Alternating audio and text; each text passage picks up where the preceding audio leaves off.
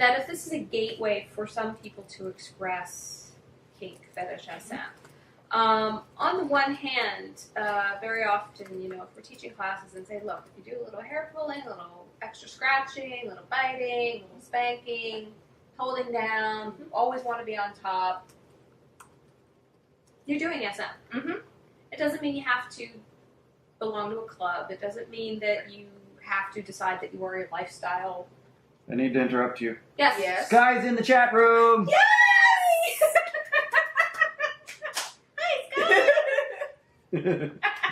Kermit Flail. Hey,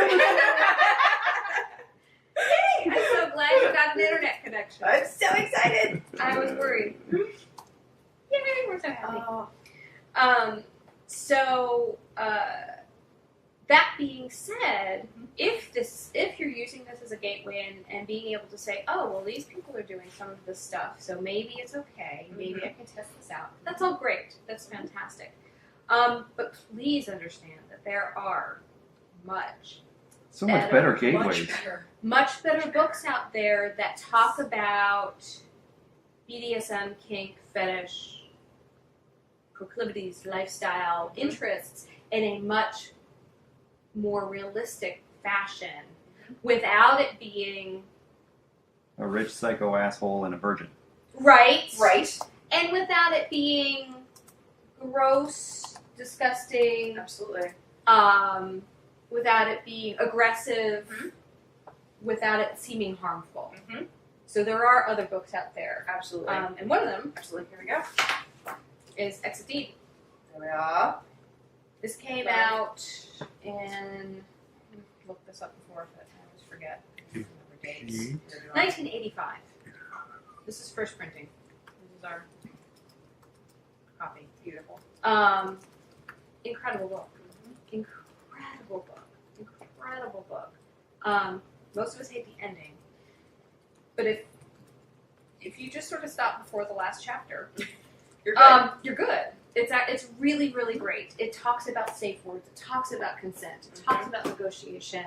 And it talks about the sexy, heat, incredible thing of finding a dominant space, finding a subspace.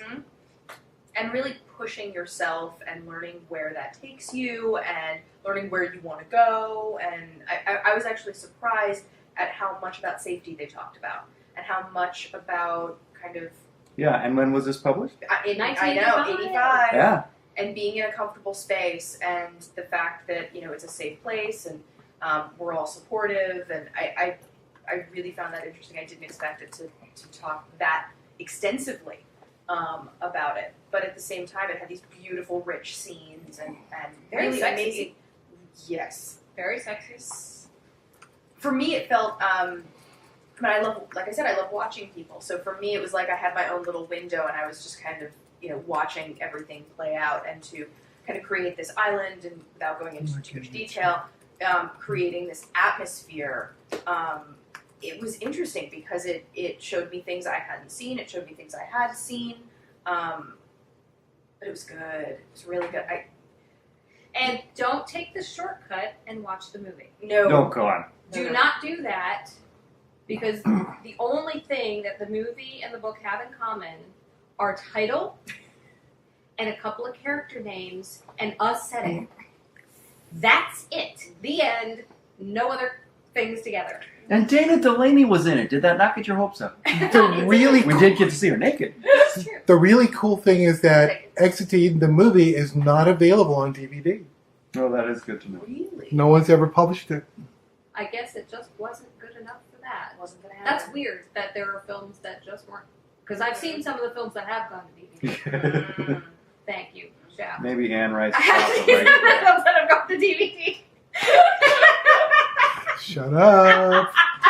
Well, and that brings us to the fact that 50 Shades is going to be made into a movie. For me, I think about the fact, let's talk about maybe the last 10 or so years. We had the Janet Jackson nipple moment at the Super Bowl. And, then shows were completely cutting back on what they were talking about. The FDA the FCC was starting to censor and tell people what they could and couldn't talk about. there was a show, for those of you in the Los Angeles area who know Kevin and Bean, there was a series by Ralph Garman called Sex You. He ended up stopping that series because of what he was being told he couldn't say. Huh. And now the book is being made into a movie. So how are they going to... Is this all going to be very soft? Excuse me. Is this all going to be very soft? Are we going to be seeing things through gauzy curtains? Right. Like, how is this all going to... I mean, I'm guessing they're not going to go for an X rating. I'm guessing they're going to go for an R rating. But I'm intrigued to see how they play with this. We were talking about this at lunch yesterday, too, and some of the women there were saying how they thought that it could go to NC-17, depending on how they show things and what they do. It comes back to a topic that we've talked about on the show over and over and over again, that you can show some really graphic violence and it's PG-13. Mm-hmm. You start showing boobs and it's rated R. Yep. Mm-hmm. What is that? That really speaks to something interesting about our culture. The power of the nipple. That nipples give an R rating. Even though we all want to see them. Beheading, Yeah. PG-13. Right. Beheading, blood, Gore, Oh. somebody can explode. Shooting up a movie theater. Right. A-okay. PG-13. Nipples are rated R. So it's very, very... And it's not that nobody wants to see them, because they're all over the place. Mm-hmm. It's a little strange. So I'm interested to see how that happens as a film, too. And I wonder, because we were talking yesterday about that maybe it would be better served, the story would be better served if it came out as a miniseries as opposed to a feature film. Because then at least... Yeah, but we have to get the BBC to do it, because they got no rules at all. That's and True. the BBC have created some amazing miniseries off of some amazing books. Yes. That's true. That would be very interesting. I haven't read Fingersmith. I have to give that to you. I want to read that. Oh. I'm intrigued to see casting. I'm intrigued how, direct, kind of how all of this is going to work. And I'm intrigued to see who goes and sees it. I mean, is this going to be, I hate to bring, Magic Mike, women were going as bachelorette parties and girls' nights, and is that what this is going to be? Is this going to, be that kind of pitched as that kind of movie? How is the marketing campaign going to be? Mm-hmm. I mean, is it going to be all shadows? And I don't know. I think it could be very intriguing, but a lot more to come. A lot more to come. It'd be interesting to see how that goes. I agree. All right. Which actually brings us to, if you have any book ideas as well, guest ideas and book ideas, bring them on. Yep. Let us know. Have you read the Sleeping Beauty series yet? I haven't.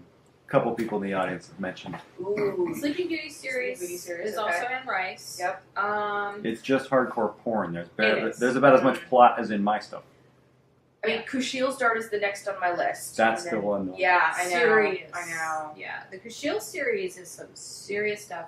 One, just an incredible story. The writer is amazing, Jacqueline Carey. Absolutely incredible writer. I think in my top 2 favorite authors ever. Yeah. She is incredible. She writes just, for this series, it's just such a heavy, serious plot. There's so much going on. There's political intrigue. There's espionage. There's, all sorts of bizarre things going on. And woven into all of that is just this amazing story that has some incredible, sexy, kinky stuff going on. And still manages to talk about consent and safe words. and testing your limits and it's so amazing that she can wrap all that stuff together, and it's just amazing writing, incredible writing. This is not this is not pulp.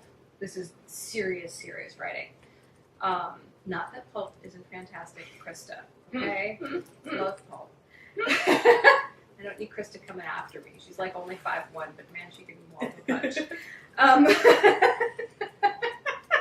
Do not want to be I might want to be in a fat gal like Krista, but that's the whole other thing. Whole other thing. Yeah. Whole other thing. But yeah, she's just an incredible author. And then the Beauty series, which was also Anne Rice, writing is A. Anne Robillard, as opposed to originally Anne Rampling, and then was Exit to Eden. Yeah, it's just sex and sex and more sex and a bunch of sex and some more sex in this thinly veiled plot. Heavy on the BDSM. Heavy on the BDSM, heavy on the anal sex, heavy on all kinds of anal sex, with a lot of other stuff going on in there.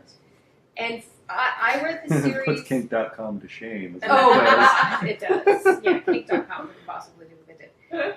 Because people can't do those positions in real life. Just can't.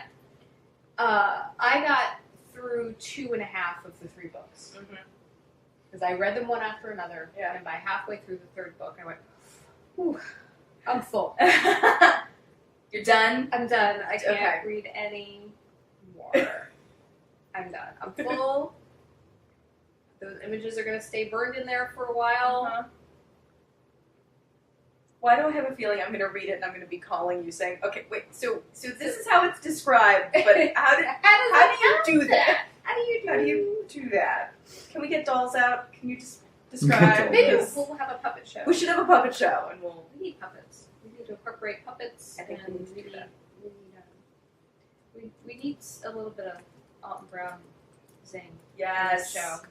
We need Alton Brown mixed with kink. I like it. This could be interesting. Where could the camera go?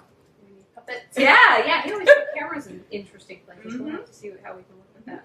On that, we are looking for sponsors for the show. We're looking for sponsors, people who want to sponsor if it's normal. And we can each be reached. Yes. Emily at positivesexuality.org. Sarah. Same thing. S-A-R-A-H. Yes, she has an H. S-A-R-A-H. What I've been told is the real spelling from Sarah's. That's what my mother says. I don't judge. I don't judge the H or no H. It's okay. As long as you don't try and spell it with double R's and a Y and just don't add too much in. That's all I ask. No silent Q. Pretty simple. It's very simple. So one of the other things that I wanted to talk about that happened during the summer and happened just last week, I think, is that the Women's Health Plan went through as part of the Obamacare package. And this is the first time in American history that women's health care, across the board, women's health care has been covered by insurance. It feels like an Oprah moment. Do you know what I mean? Like, I feel like we should, women's health care! Like, there's something that, it's so huge. It's so huge. It's mind-blowing. I mean, going to an all-women's college, I was really exposed to things that I hadn't been exposed to before, and issues that I had been exposed to. That was where I had learned, all about HPV and about some of the things that were happening. I had no clue how prevalent that was, and kind of what was happening. And fortunately, we had a lot of wonderful physicians on campus who knew a lot about women's issues and kind of what was happening, and when they could handle certain things, and when they needed to send you to somebody. And so this is so exciting. It's so huge that this. It's huge. This is It's huge. through. It's really, really So important. It is. It's really important. And it's covered either with no copay or a small copay, which is amazing. It's really, really incredible. So thank you to our president for supporting women's healthcare. I think that's really, really incredible. And there are way too many of us, not just you, us. There are way too many of us who need healthcare plans like this. Mm-hmm. I think one of the important things is it's so exciting that this happened, and I think now it's up to all of us to show how important it is, and to go out there and use the services and really utilize everything and demonstrate how big this is and how much it means and kind of how great it can be. So I think that's the second part to it is now that we have it. Oh, let's use it. Use it. Get your screenings, get your breast screenings, get your cervical screenings. Mhm. Get your pap smears, ladies. Yes. Get this done. They're not that bad. You know, and unless there's been a problem, noted in a previous screening, at least for cervical screenings for pap smears, adult women who have had the same partner, Mhm. you only need it every 3 years. You don't need to do it once a year. Hmm. Now, if something changes, Obviously. partners change, life circumstances change, or other health concerns, Mhm. because sometimes medications can change things, et cetera, or other health issues can make some things change, or if you're experiencing pain, bleeding, discharge, et cetera. It's surprising how much medications can actually alter areas that Regular they're not supposed antibiotics. to. Regular antibiotics can alter your pH and Absolutely. do strange things. But if everything's copacetic, standard, then every 3 years. That's So not bad.